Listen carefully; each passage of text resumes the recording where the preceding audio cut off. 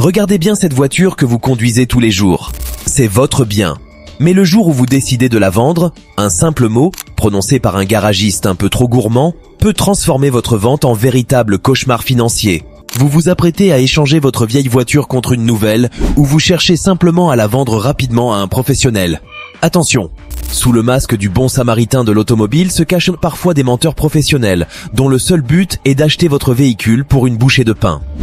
Dans cette vidéo, on va décortiquer les 5 plus gros mensonges que les garagistes utilisent pour vous effrayer, vous déstabiliser et au final, vous faire brader votre voiture. Préparez-vous, ce que vous allez entendre va vous ouvrir les yeux et surtout vous faire gagner des milliers d'euros. Le premier mensonge est le plus classique, le plus théâtral, le mensonge de l'usure anormale. Vous arrivez, fier de votre voiture, et le garagiste la regarde. Il voit la marge qu'il va pouvoir se faire. Il soulève la voiture et pointe du doigt un soufflet de cardan qui commence à suinter, ou des plaquettes de frein qu'il juge limite. Et la sentence tombe, dramatique. Ah là, madame, monsieur, ça, c'est une usure anormale pour le kilométrage. La boîte de vitesse est fatiguée. On entend un léger bruit de volant moteur bimasse. Ça va coûter très cher en réparation. On ne peut pas reprendre ça sans une décote massive de, disons, 3000 €. Le secret? Beaucoup de ces problèmes sont de l'usure normale ou des pièces qui ont encore des mois de vie. Le terme usure anormale est son arme pour transformer un simple freinage en un danger imminent qui justifie de casser le prix. L'astuce pour vous, demandez toujours un rapport d'inspection écrit et détaillé du professionnel et, si possible, obtenez un devis pour les mêmes réparations dans un autre garage indépendant. Poursuivons avec un mensonge redoutable à l'ère du numérique, celui de la trace indélébile. Le garagiste va vous dire « J'ai regardé dans le fichier.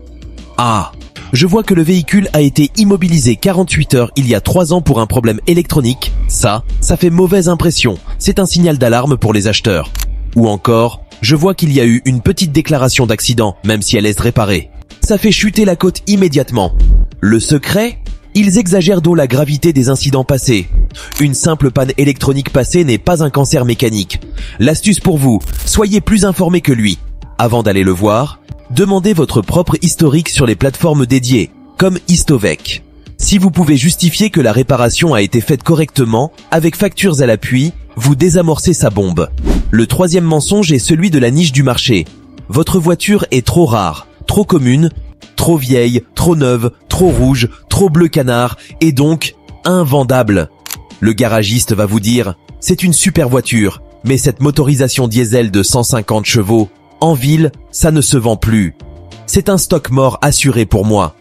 Je ne pourrai jamais la revendre au prix que vous demandez. » Le secret, c'est un mensonge de paresse et de gourmandise. S'il ne la voulait pas, il ne vous recevrait pas. Il la veut, mais il préfère l'acheter à un prix dérisoire pour un profit immédiat. L'astuce pour vous. Faites une rapide recherche sur des sites d'annonces professionnels pour des véhicules exactement similaires. Vous aurez une idée précise du prix de revente professionnel. Montrez-lui cette information et son argument de difficulté de revente s'écroulera.